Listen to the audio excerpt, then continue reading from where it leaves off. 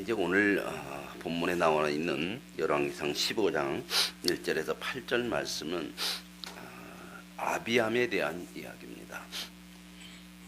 자, 아비암 그러면은 우리가 분열 왕국에서 초대 왕이 유다의 초대 왕은 분열 왕국에서 느호보암이었죠.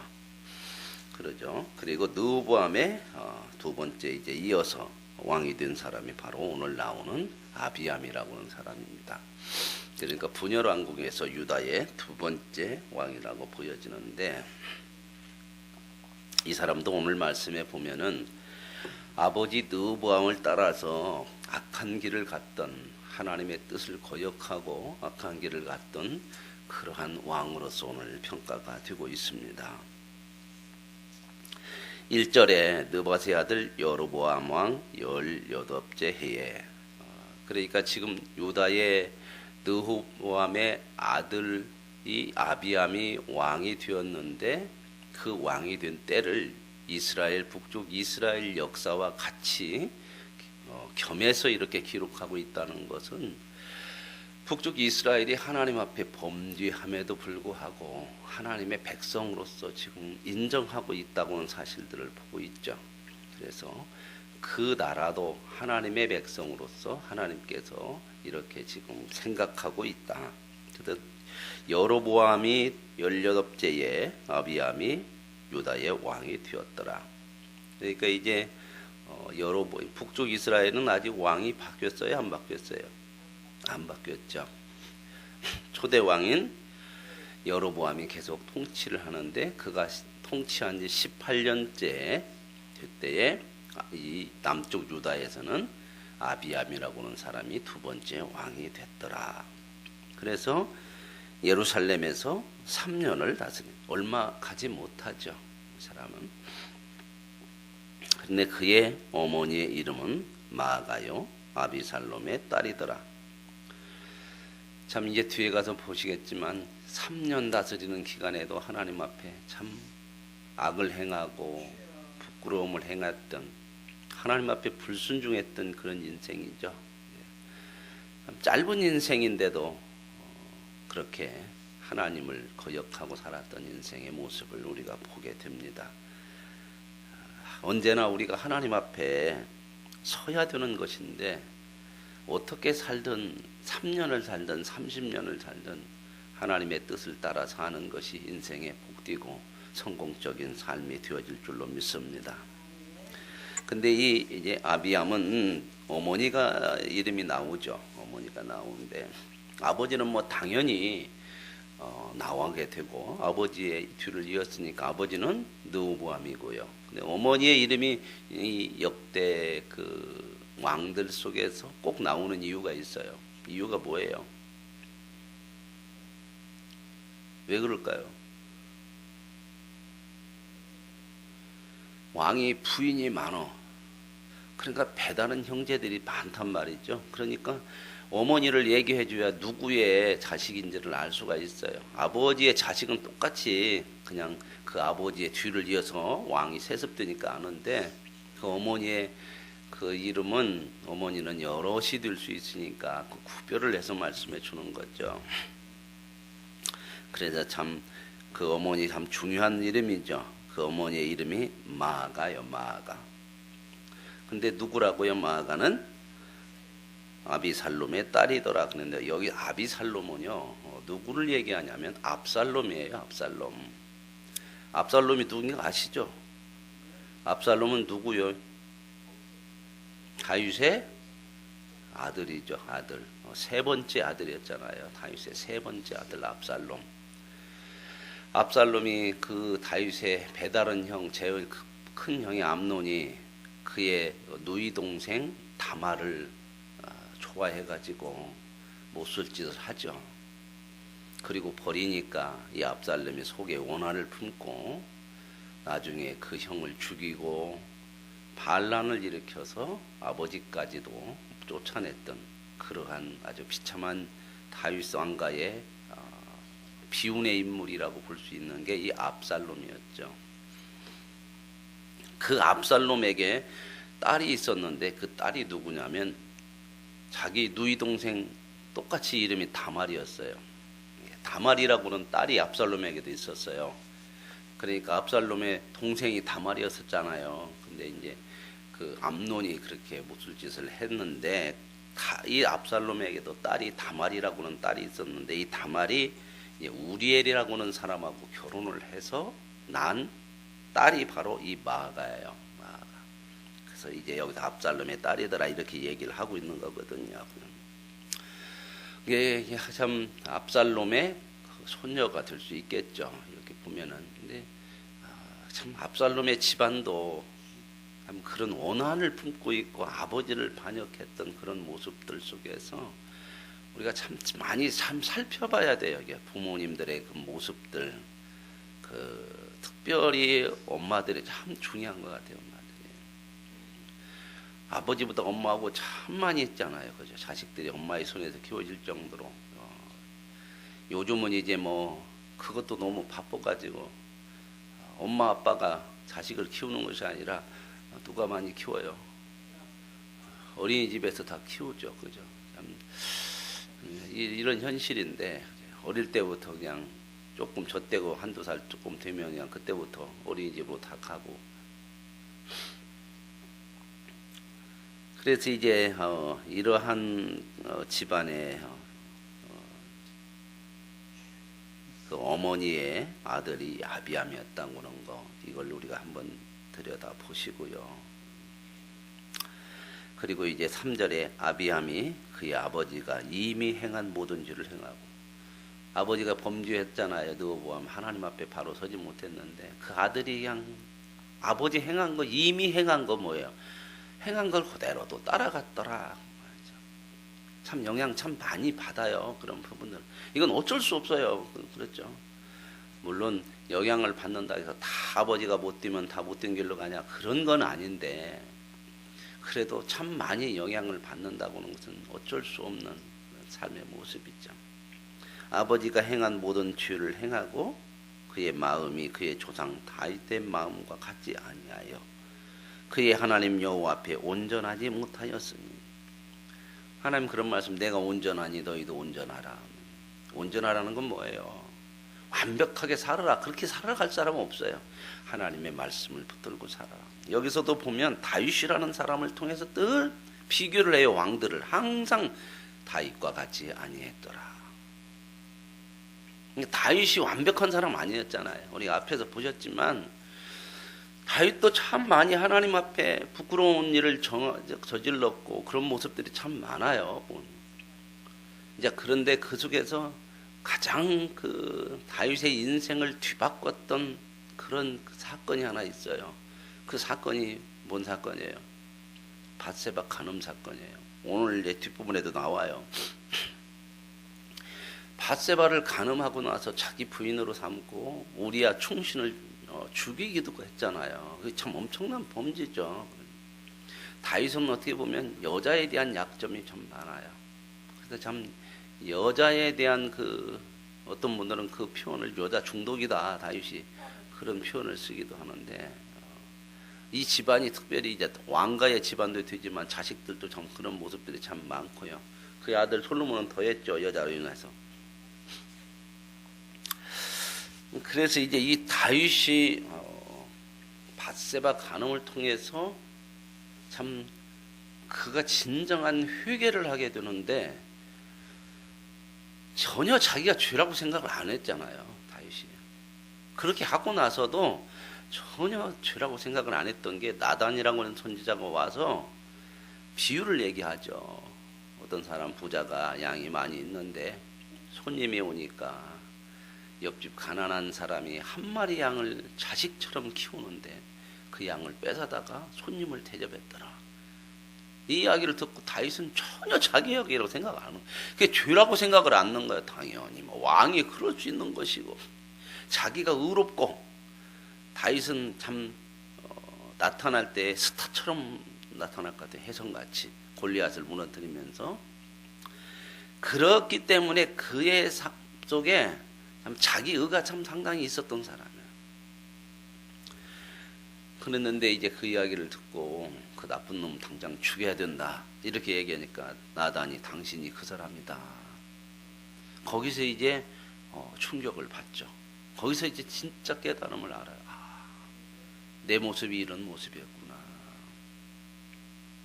그래서 다윗이 그 밧세바를 간음하고 나서 쓴 그 시편에 나오는 시를 보면 하나님이 구하시는 제사는 뭐더라?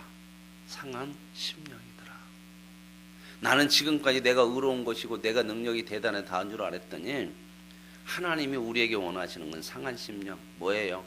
네 자신이 얼마나 죄인이고 네가 하나님 앞에 얼마나 회개해야 될 것인가 하는 것을 아는 거.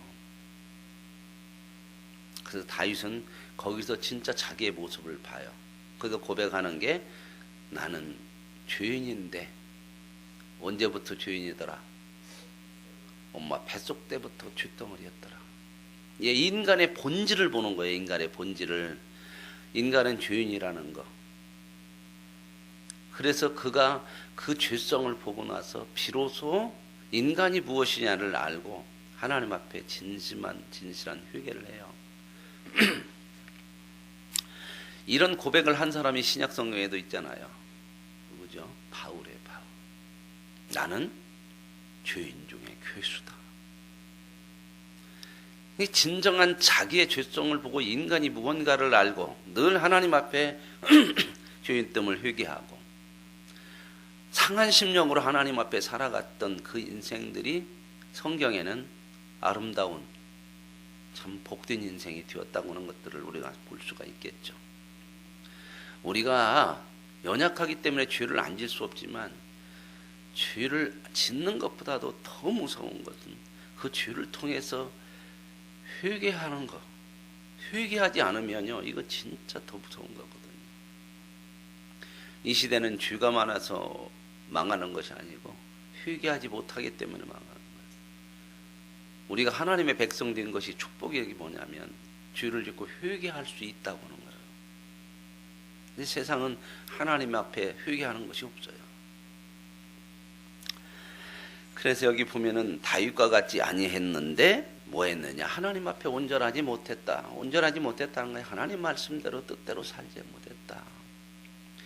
잘못 살았으면 회개를 해야 되고 하나님 앞에 더 가까이 해야 되고 회개를 하면서 깨닫는 게 뭐예요? 회개를 하면 돌이켜서 가던 길을 바꿔서 다른 길로 간다는 것이 회개라고는 말씀됐죠. 다른 길, 어떤 길을 가게 되는 거죠? 하나님의 길을 가는 거죠. 그렇기 때문에 회개를 하면 하나님의 말씀을 듣고 가요. 그게 오늘 또 다윗을 얘기해서 평가할 때 하나님의 말씀 앞에 온전하지 못했는데 이제 뒤에 가서 보면 다윗은 하나님의 명령을 어기지 않고 갔다. 무조건 명령대로 따라서 살려다가 못 살고 무너지고 연약한 모습 때문에 또 하나님 뜻을 대로 살지 못하는 모습이 있지만 그 명령을 따라 살려고 했다고 하는 거. 그래서 그랬지만 이렇게 온전하지 못했지만 하나님께서 다윗의 집안을 통해서 왕위를 이어가게 하는 것은 하나님의 은혜라는 거예요. 이거 하나님의 심판으로 보면 벌써 다윗 집안은 끝장이 나갔어야죠. 솔로몬, 르호보암, 여기다 아비암까지 계속해서 이렇게 범죄하는 그러한 다윗 왕가 아닙니까? 근데 여기서 못하였으나 그의 하나님 여호와께서 다윗을 위하여 예루살렘에서 그에게 등불을 주시되 그의 아들을 세워 뒤를 잇게 하고 예루살렘을 견고하게 하셨다. 이건 하나님이 다윗과 맺은 약속이라는 거죠. 내가 내 뒤를 이어 왕이 계속 나오도록 영원히 왕이 나오도록 해주겠다고는 하나님의 언약이죠. 약속. 우리가 이런 역사를 보면서 하나님의 신실하심을 보고 우리도 하나님의 신실하심을 믿고 신실한 믿음으로 살아야 되는 거죠. 등불을 주셨다는 게 꺼지지 않는 하나님의 등불을 주셔서 이어가게 하셨다는 거죠. 이는 다윗이 햇사람 우리아의 일 외에는 우리아의 일을 대표적으로 좀 계속 얘기하잖아요. 다윗도 이런 참 엄청난 모습이 부끄러움이 있었고 범죄가 있었지만 하나님 보시기에 하나님 말씀대로 이 회개하고 돌아서서 말씀을 붙들고 살으려고 했던 그 모습이 참 많았다. 오늘 하나님이 저와 여러분에게도 하나님의 명령, 하나님의 말씀을 붙들고 살려고 하는 그 모습을 가지라는 거야. 그게 온전함이거든요. 그럴 때 우리는 점점점 우리 하나님 앞에 온전함에 이르게 돼요. 물론 우리의 온전하게 순종하지 못하는 모습이 있지만 하나님을 향하고 말씀을 붙들고 살면 우리의 실패 속에서도 하나님은 저와 여러분을 거룩한 백성으로 만들어내실 줄로 믿습니다. 그러므로 그의 말씀을 늘 붙들고 사는 그런 몸부림이 꼭 있어야 되는 겁니다. 그러고 나서 이제 여기 보면은 르호보암과 여로보암 사이에 사는 날 동안 전쟁이 있었더니 참 아버지하고 여로보암하고 계속 전쟁이 있었죠. 하나님 앞에 서지 못하고 하나님의 뜻을 거스르니까 두 나라가 항상 싸우는 거예요. 항상. 우리가 하나님을 온전히 섬기지 못하면 늘 싸워야 돼요. 세상은 그래서 늘 싸워야 하나님이 없으니까 항상 싸워요. 인간의 역사는 싸움의 역사예요. 싸움이에요. 그런데 보세요. 아비암과 여로보암 사이에도 또 어떻게 해요? 계속해서 전쟁이 일어나요. 하나님을 향하지 아니하면 계속해서 죄 가운데 여전히 있게 된다는 거예요. 오늘 저와 여러분의 인생 속에 항상 싸움의 인생이 아니라 하나님과의 화평을 이루고 그 하나님이 주시는 화평을 통해서 우리의 삶이 화평의 삶을 이루어갈 수 있기를 원합니다. 하나님 없으면 정말 우리에게 화평 없어요. 그러고 나서 기록이 뭐예요? 아비암의 남은 사적과 그 행한 모든 일은 유대왕 역대지략에 기록되지 아니하였느냐. 이 사람 3년 살으면서 하는 일은 뭐일까요? 이제 묘비에다가 쓰라면 뭐라고 쓸까요? 3년 왕 동안 싸움만 하고 가노라. 우리도 참 뭔가 인생을 남기고 갈 거거든요. 하나님 앞에. 어떠한 인생으로 이름이 남겨질까? 그 이름 남겨지는 건 뭐예요? 삶으로서 나타나는 거죠. 삶으로. 어떻게 사느냐. 저와 여러분이 항상 하나님의 말씀대로 사는 믿음의 삶을 늘 살아갈 수 있기를 원합니다. 그 삶이 때로는 세상에서 위대한 그런 업적을 이루는 삶이 아닐 수도 있겠지만 그 삶이야말로 하나님 앞에서 평가받을 수 있는, 하나님 앞에서 인정받을 수 있는 복된 삶이 되어질 줄로 믿습니다. 아비암의 남은 사적과 그 행한 모든 일은 유대 왕 역대지략에 기록되지 아니하였느냐. 아비암이 그의 조상들과 함께 자니. 인생이 참 자는 때가 오죠. 끝나는 때가 오잖아요. 이게 늘 그리스도인들은 종말론적인 삶을 사는 거예요. 우리가 하루하루가 마지막이잖아요. 하루하루가. 그날이. 종말론적인 삶이라는 것은 그날을 마지막으로 알고 또 어떻게 해요? 이 세상에 반드시 끝이 있다는 것을 알고 주님 앞에 설 것을 알고 사는 것. 이게 내세를 인정하면서 사는 믿음의 삶이 이게 종말론적인 삶이거든요. 언제 종말이 온다. 그런 잘못된 종말론이 아니고 우리는 하나님 앞에 서야 되는, 이 세상이 아니라 영원한 하나님의 나라 내세를 바라보면서 살아가는 그런 사람이라는 것을 늘 마음속에 가지고 살아야 돼요. 오늘 하루도 우리에게는 믿음의 사람들에겐 종말이죠. 오늘 지나면 다시는 오늘은 없어요. 그날 아름다운 하나님 앞에 서서 부끄럽지 않는 그러한 아름다운 삶을 하루하루 쌓아가는 것, 이런 것이 바로 무엇보다도 값진 보물을 어디다 쌓는 거예요? 하늘에 쌓는 거죠. 절대 도둑 맞지 않아요. 이 세상에서 쌓은 것은요, 하나님 앞에서 하나도 인정 없어요. 세상 것은요. 거기 가서 하나님 나 이런 엄청난 일을 했는데요, 다 도둑질해 갔어요? 없어요. 인정 안 해요. 그런 거. 우리가 정말 하나님 앞에서 인정받을 수 있는, 하나님의 뜻을 따라 사는 것이 우리 인생의 가장 소중한 목적이 되고 삶의 내용이 되어서 믿음으로 사는 삶을 가장 복으로 알고 살아갈 수 있는 아름다운 은혜를 다 같이 누릴 수 있기를 원합니다. 그래서 이제 죽고 나서 그 아들 아사가 대신해서 왕이 됐더라. 이제 아사에 대해서는 내일 보게 되는데요. 그래도 다행히 솔로몬, 르호보암, 아비암, 이 못된 좀 실패한 하나님 앞에 범죄했던 그런 인생 다음에 그래도 이제 이 아사는 하나님 앞에 정직하게 살으려고 했던 왕이에요.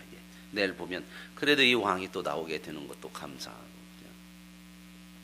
오늘 저와 여러분의 삶에도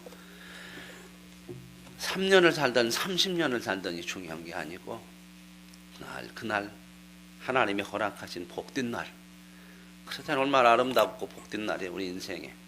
그것도 저와 여러분의 인생은 정말 값지고 값어치 있는 인생이잖아요.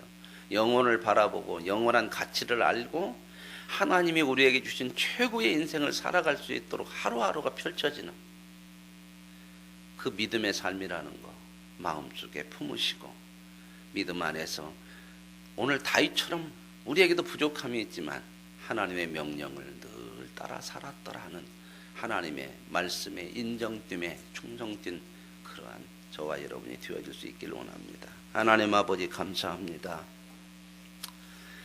수많은 사람이 이 땅에 왔다가 다 갑니다. 시간이 지나면 가고 싶어서 가는 거 아니고 하나님의 순리의 역사대로 지나갑니다. 그러나 우리가 이 땅을 지나가지만 그리스도인들에게는 종말론적인 삶을 허락하셔서 영원한 하나님 나라를 보면서 이 땅에서 진정 살아야 될 믿음의 길을 살아갈 수 있도록 은혜를 주셨으니 감사합니다. 오늘 아비암 3년 동안 살았는데 전 것밖에는 없습니다. 싸움밖에는 없습니다. 정말 우리들이 싸워야 할 것, 선한 싸움, 영적인 싸움, 죄와의 싸움이 되게 하여 주시고, 죄와의 싸움을 통하여 진정한 하나님과의 화평과 인생의 진정한 평안을 누려가는 복된 삶이 되게 하옵소서. 예수님의 이름으로 기도합니다. 아멘.